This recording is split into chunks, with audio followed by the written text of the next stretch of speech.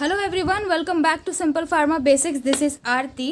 Friends, after B pharm आपके पास में काफ़ी सारे ऑप्शंस होते हैं to do your specialisation, that is either M pharm, M tech और M S.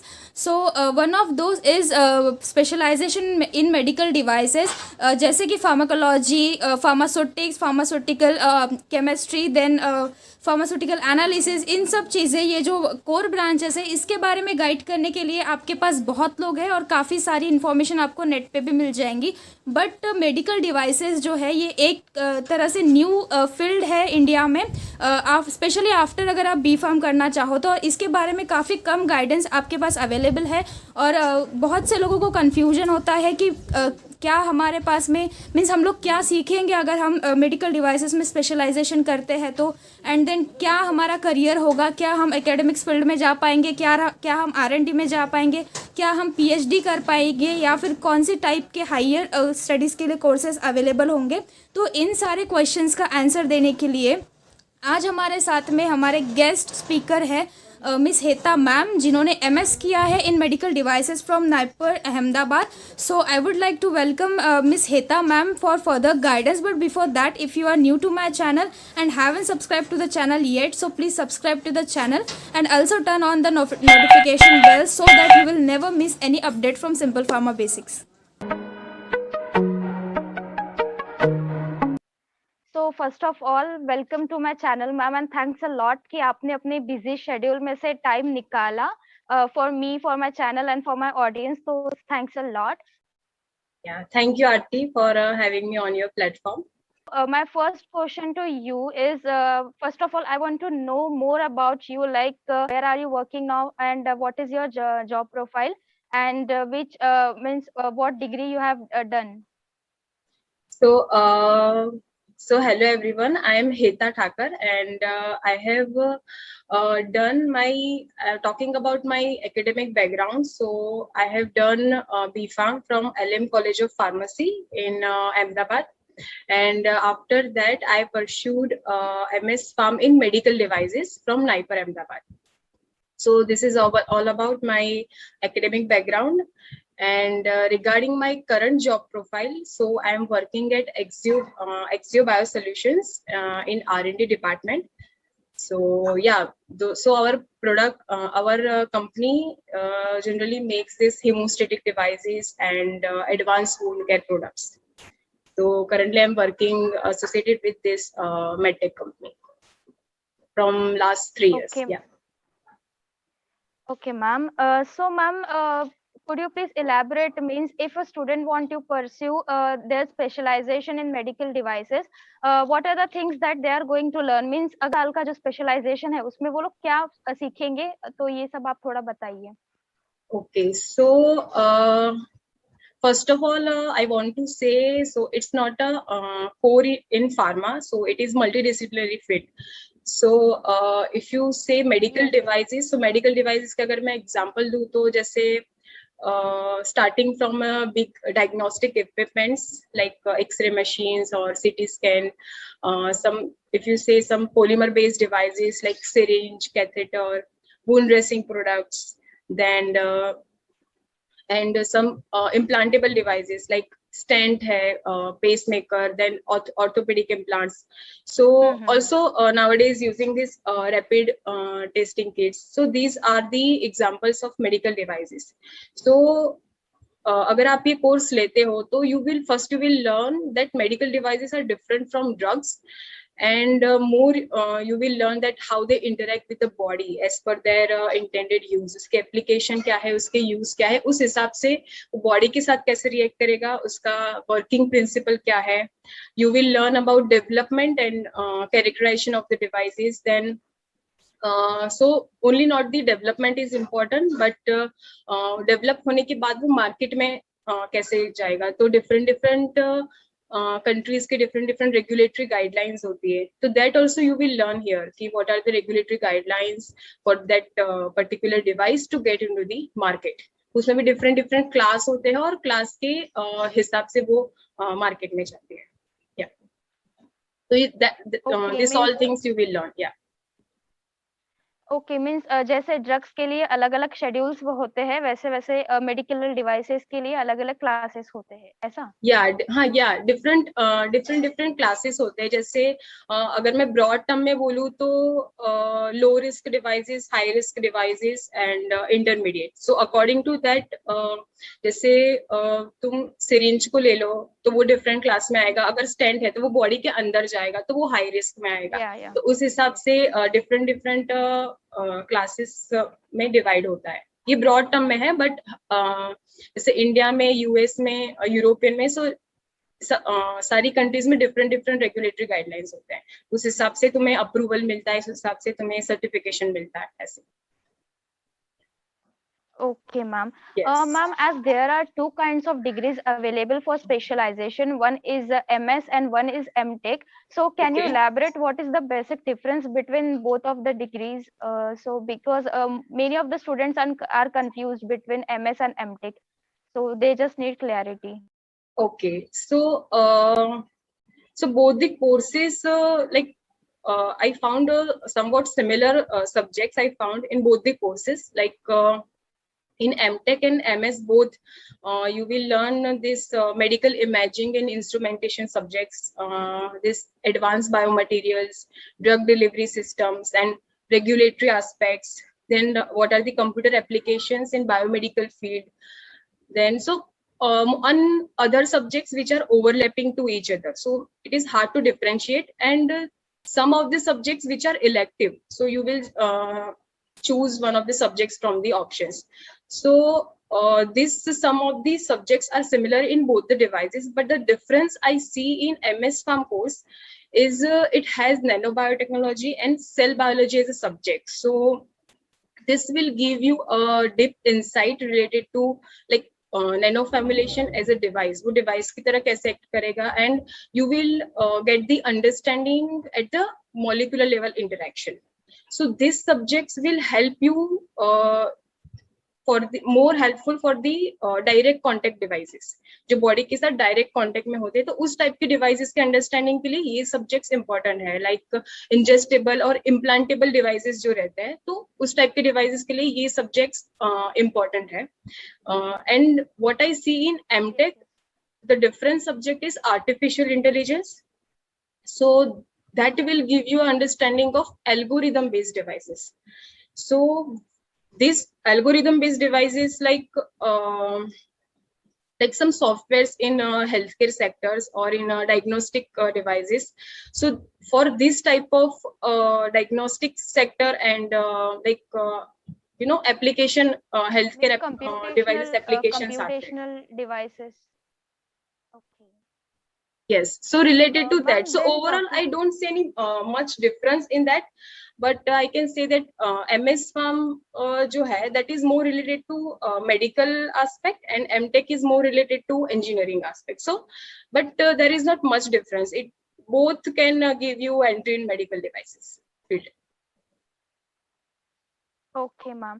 Yes. So, ma'am, is there any difference between the scope of both these fields? Means MS biotech, MS medical devices के अलग jobs है and MTech medical devices की अलग jobs है, ऐसे कुछ है?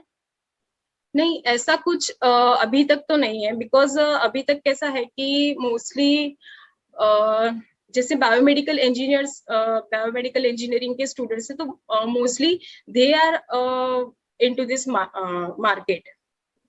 तो अभी हाँ, वो लोग ही है जो कैसे अभी तक ये फील्ड में है। मतलब इंडिया में मेडिकल डिवाइस जब स्टार्ट हुआ, उससे पहले भी मेडिकल डिवाइसेस थे ही, राइट। तो वो फील्ड में अभी बायोमेडिकल इंजीनियर से, मैकेनिकल इंजीनियर से, जो बेसिकली डिजाइन पार्ट में जाते हैं, तो mostly engineers are there in the market currently. And so ये proper medical device core subject है, उसको एक्सेप्ट करना वो इंडिया में थोड़ा अभी न्यू है, ऐसा है। ओके। हाँ, तो जॉब वाइज ऐसा कोई डिफरेंस नहीं है। सॉरी, ओके, मींस एमएस और एमटेक के लिए सेम सिमिलर ही जॉब अपॉर्चुनिटीज है, और हम ये बोल सकते हैं कि लाइक जो बायोमेडिकल इंजीनियरिंग स्टूडेंट है, तो वो हम लोगों के लिए रियल कंपटीशन हो सकते हैं, like for the job positions. Yes yes yes.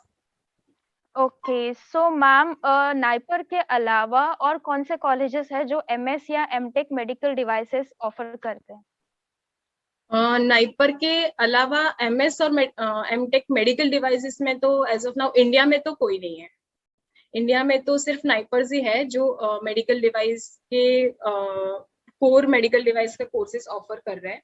So apart from that अगर मेडिकल डिवाइस में अगर तुम्हें एंट्री करना है तो मोस्टली बायोमेडिकल इंजीनियर्स और मैकेनिकल इंजीनियर्स वो लोग एंट्री कर सकते हैं। Like before this course has been introduce, उसके पहले भी मतलब लोग जाते ही थे, मेडिकल डिवाइस की फील्ड ऑलरेडी थी, डेवलप नहीं है but already this field is there. तो अभी जो भी हायर पोजीशन पे है, अभी जो भी ये फील्ड में एक्सपर्टीज है, तो वो लोग आइदर मैकेनिकल इंजीनियरिंग बैकग्राउंड से है या फिर बायोमेडिकल इंजीनियरिंग बैकग्राउंड से है, तो वो इस फील्ड में बेसिकली वही है। हाँ, मेडिकल बायोमेडिकल इंजीनियर्स और you can say mechanical engineers.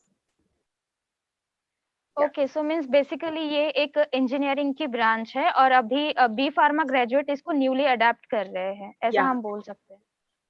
Actually ये Okay. कैसा है कि मल्टी डिसिप्लिनरी फील्ड है, तो उसमें कैसा है कि हाँ मल्टी डिसिप्लिनरी फील्ड है, तो उसमें ऐसा नहीं है कि हम इंजीनियरिंग फील्ड है। अगर तुम्हें कुछ अगर एक्सरे मशीन्स डेवलप करनी है या फिर तुम्हें कोई भी मेडिकल डिवाइस तुम्हें अगर डेवलप करना है which is outside of the medical like human body, तो वो डायरेक्ट कांटेक्ट में नहीं आ रहा है, तो it will be easy to develop. उसमें एनाटॉमी, फिजियोलॉजी और मतलब ये सारे बेसिक वो है, वो तुम्हें ज्यादा अंडरस्टैंड करने की जरूरत नहीं है। बट समटाइम्स व्हाट हैपन कि जो डायरेक्ट कांटेक्ट में आते हैं, क्योंकि आजकल कैसे you know that smart pills और जो भी पॉलीमर बेस्ड डिवाइसेस है, जो फिर इम्प्लांटेबल डिवाइसेस है, एब्जॉर्बेबल डिवाइसेस है, बॉडी में जाके डिसॉल्व हो जाते हैं आफ्टर सर्टेन टाइम। तो इस टाइप के डिवाइसेस के लिए you should understand biological system, तो उस चीज के लिए यू नीड मेडिकल बैकग्राउंड। तो इसके लिए ये नीड, हाँ, ये development outside of the like country, US में जो डेवलप कंट्रीज में उसमें ये सब ऑलरेडी है। तो यहाँ पे वो चीज डेवलप करने के लिए we need medical as well as engineering, both the field together. So, ma'am, my next question to you is this: what are the different kind of career options? Like, in what are the different kind of job profiles one can get after doing MS or MTech in medical devices? And can they go to academic fields? And what are the options for higher studies if anyone wants to pursue higher studies? Okay, so first of all, I want to say career options after pursuing the course. तो उसमें first is the research and development sector in medtech or healthcare technology. So basically, what I am doing currently, R&D. So there you will develop a prototype for the devices and you will characterize them for the safety and efficacy. So ये है R&D. Next is regulatory affairs. You can also go in the regulatory department, regulatory affairs in medical devices, because the regulatory is completely different from like medical device का regulatory वो pharma से बहुत different है. So वहाँ पे job profile तुम्हारा रहेगा to get the devices into the market, getting the approvals and certifications, ये रहता है. Then academics में जाना है तो yes, there are also options for that, like और the research organizations में अगर तुम as a core researcher जाते हो या फिर तुम्हें lecturership में जाना है तो that is also an option after pursuing this course.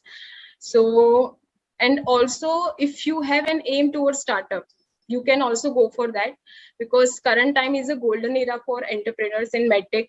So because government is also giving many funding and grants for the medtech industry, so there is also scope for that. And yeah, for the higher studies there is also like you can go with the bioengineering, like for the PhD I'm saying, so you can also go with the bioengineering field or tissue engineering field. Also you can go with the material science or polymer science. So these are different subjects which can be like overlapping with your area of interest. So yeah, you can choose accordingly. Okay, ma'am, as you have said that one can go for the lecturership. So, in which colleges, I mean, for which kind of courses we can go for lecturership if anyone does MS or MTech in medical devices? So after medical devices, basically mostly अभी ऐसा ही हो गया है कि you need to do the PhD for the lecturership, right? So for that you can choose your subject accordingly. Like you can choose material science or polymer science, uh, and people also go with the pharmaceutics also. Pharmaceutics में भी people जाते हैं because जो drug delivery combinations drug device combinations में जो devices रहती है combination devices are also there, तो उसमें भी as a drug delivery system भी डिवाइस यूज करते हैं.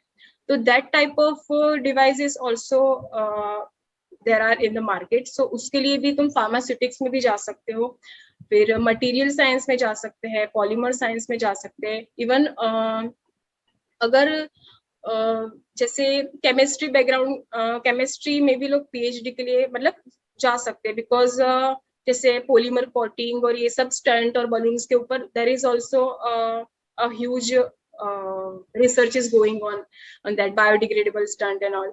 So like it is very multidisciplinary field, so you can choose your area of interest and you can go according to that.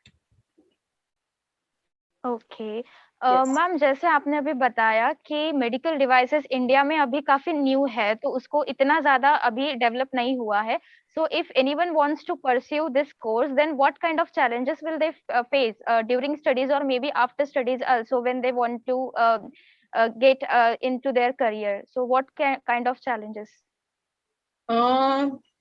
See, it is new, emerging field, so there will be a scope, there will be opportunities, but challenges और risk तो रहेगा ही because new field है तो acceptance नहीं आएगा कि हाँ तुम core medical device से हो, मतलब वो acceptance industry में थोड़ा कम है, awareness कम है उस चीज के लिए. और जैसे चैलेंजेस में एक और भी हो सकता है कि you have to compromise your area of interest, एक ये हो सकता है. या फिर if you want to stick that, like अगर तुम्हें सिर्फ रेगुलेटरी में इंटरेस्ट है तो you should not switch that. तुम्हें तुम्हारा जो एरिया ऑफ इंटरेस्ट है, अगर R&D में है या फिर तुम्हें लेक्चरशिप में इंटरेस्ट है, तो you should go for that because initially तुम्हें अपॉर्चुनिटीज कम मिलेगी, इनिशियली तुम्हें पे स्केल कम मिलेगा. ऐसा हो सकता है इंडिया में, तो क्योंकि डेवलपिंग फील्ड है तो तुम्हें थोड़ा कॉम्प्रोमाइज में भी उस हिसाब से करना पड़ेगा. But once you learn the skills, when you gain the knowledge, after a decade you will become an expert, then maybe there will be your huge demand in this era.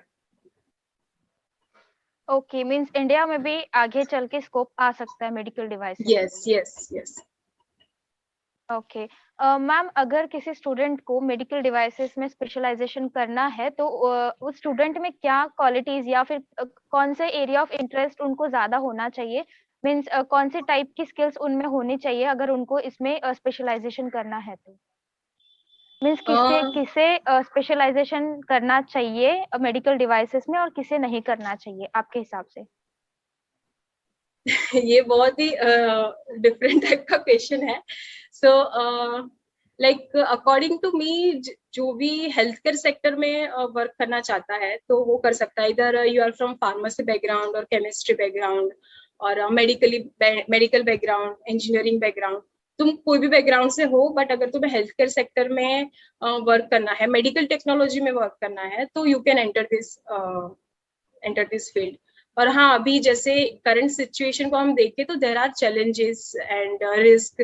तो जिसको थोड़ा जैसे कि चैलेंजेस लेना पसंद है, जिसको थोड़ा सा ऐसे चलेगा कि हाँ रिस्क ले सकते हैं, तो उस टाइप के लोगों को मतलब लेना चाहिए कि हाँ, क्योंकि after some time you will be advantages, you will be become an expert after a decade. So okay, so it is multidisciplinary field, so any background of the subjects you can enter into the field. Yeah. Okay, so ma'am, अगर हम सोचे कि India में medical devices का future क्या है, तो आपके पर्सपेक्टिव में कैसा फ्यूचर है मेडिकल डिवाइसेस का इंडिया में? इंडिया में मेडिकल डिवाइस का फ्यूचर मतलब बहुत ही ब्राइट है, वो मैं बोल सकती हूँ। सो आफ्टर अ डिकेड तुम देखोगे अब, क्योंकि अभी पिछले 3 साल पहले ही, 2-3 साल पहले ही ये हमारा जो इंडियन मेडिकल डिवाइस का रेगुलेशन है वो चेंज हुआ है। सो पहले कैसे ड्रग और ड्रग कॉस्मेटिक एक्ट में ही पूरा इंक्लूडेड था, मेडिकल डिवाइस का अलग से पूरा रेगुलेशंस आया है। मतलब जो गवर्नमेंट है वो भी उसके बारे में सोच रही है कि हमें क्वालिटी प्रोडक्ट चाहिए इंडिया में, एंड उसके रिगार्डिंग भी जो रेगुलेशंस है वो डेवलप हुए हैं, वो भी डिफरेंट हुए हैं और वो भी थोड़े स्ट्रिंजेंट हुए हैं। तो उस हिसाब से मार्केट है वो ग्रो होने वाला है बहुत ज्यादा मेडिकल डिवाइस। अगर तुम देखो तो ये कोविड के इरा में तुमने देखा होगा बहुत सारे मेडटेक स्टार्टअप्स आए हैं। तो उस हिसाब से अगर हम उसको, हाँ उस हिसाब से अगर उसको कंसिडर करें तो after a 10 years or 15 years there will be a huge market. Yes, so there will they will need the medical device professionals for that. So I would suggest students to go for it. Ma'am, my last question to you is this: do you want to give any kind of tips to the students who are willing to pursue this specialization, and also to the students who are already in this field and pursuing their masters in medical devices? भी है actually, I am feeling very glad के you have invited me here, because मैंने जब choose किया तभी इतनी सारी information या ऐसा डिटेल में एक्सप्लेन करने वाला कोई था नहीं। मतलब मैंने जस्ट एक रिस्क ले लिया उस time. So my tips to the student is first of all have patience and keep trying, that is the one thing. And explore करना चाहिए तुम्हें कि कौन कौन सी मेडिकल डिवाइसेस अवेलेबल है इंडिया में, कौन कौन सी मेडिकल इंडस्ट्रीज अवेलेबल है, तुम कहाँ पे अपना फोकस दे सकते हो, ये सारी चीजें। एंड अपार्ट फ्रॉम दैट जो लोग ऑलरेडी परस्यू कर रहे हैं मेडिकल डिवाइस फील्ड में, तो जैसे कुछ कुछ रेगुलेटरी के, अगर तुम्हें रेगुलेटरी में इंटरेस्ट आ रहा है और रेगुलेटरी फील्ड में जाना चाहते हो तो रेगुलेटरी के डिफरेंट डिफरेंट कोर्सेस अवेलेबल है मेडिकल डिवाइस स्पेशलाइजेशन में। IGMPI है, गिरा का कोर्सेस है, तो these are like very very good courses. So अगर तुम्हें वो फील्ड में जाना है तो एक बैकग्राउंड रहेगा, अगर तुमने पहले से कोर्स करके रखा है तो साइड बाय साइड जो 1 ईयर का कोर्स रहता है अप्रोक्सीमेट अराउंड 10 मंथ्स का, ऐसे तो तुम वो भी कर सकते हो अगर उसमें इंटरेस्ट है तो। And if you are willing to do PhD तो तुम्हें उस अपना एरिया ऑफ इंटरेस्ट अगर तुम्हें ऑलरेडी आइडेंटिफाई कर लिया है तो तुम उसके लिए भी साइड बाय साइड पहले से प्रिपरेशन कर सकते हो। और जिसको ऑलरेडी मतलब स्टार्टअप में इंटरेस्ट है तो उनको मैं ये सजेस्ट करना चाहती हूँ कि देयर आर सम इंक्यूबेटर्स, और नाइपर में भी है इंक्यूबेशंस। तो तुम्हें अपने उस हिसाब से अपना प्रोजेक्ट डिजाइन करना है कि वो डायरेक्टली मार्केट में जा सके, वो डायरेक्टली कमर्शलाइज हो सके। तो उस पर्सपेक्टिव को ध्यान में रख के अगर तुम अपना डिवाइस डेवलप करते हो तो वो तुम्हें आगे अगर स्टार्टअप करना है चालू तो उसके लिए हेल्पफुल रहेगा। Okay ma'am, so ma'am thanks a lot that आपने इतना टाइम निकाला, एंड आज आपका हॉलीडे है बट फिर भी आपने अपना टाइम निकाल के आपने मेरे चैनल को टाइम दिया, ऑडियंस को टाइम दिया और स्टूडेंट को गाइड किया, because this is all new field for B.Pharm graduate. तो most of the Yes. Students को इसके बारे में आइडिया नहीं है, वो लोग काफी ज्यादा कंफ्यूजन में रहते हैं कि ये थोड़ा सा अलग ब्रांच है, क्या हमें रिस्क लेनी चाहिए इसमें स्पेशलाइजेशन करने की या नहीं करनी चाहिए, या स्कोप क्या रहेगा, हम एकेडमिक्स में जा पाएंगे या ना जा पाएंगे। तो आपने उन सारे स्टूडेंट्स के आज डाउट क्लियर किए हैं, so thanks a lot for that. And so it's my pleasure Aarti कि तुमने मुझे यहाँ पे इनवाइट किया, और लाइक जो भी इंफॉर्मेशन मेरे पास है वो मैं दे सकती हूँ। So I hope this information and this discussion will guide to the students to clear their doubts and get into the medical device field. I want more people to come in this field. So because जब मैंने ये field choose किया था तब इतना कुछ guide करने के लिए कोई नहीं था, सो बहुत डिफरेंट था फील्ड। तो बट या आई एम हैप्पी कि मैं किसी को अगर हेल्प कर पा रही हूँ। तो thank you so much Aarti, you are doing a very good job. So all the best everyone. Thanks ma'am, thank you. Thank you, ma'am. If anyone has any kind of queries or doubt, they can always ask me in the comment section, and I will come back to you. I will ask Heta ma'am for the answers, and as per her guidance, I will give you the answers. So thanks for watching this Sure. video, and also come give me some suggestions for the next video. If you want any video for any topic, so please suggest me in the comment section. I will come up with that video for you guys. So thanks for watching the video. Bye.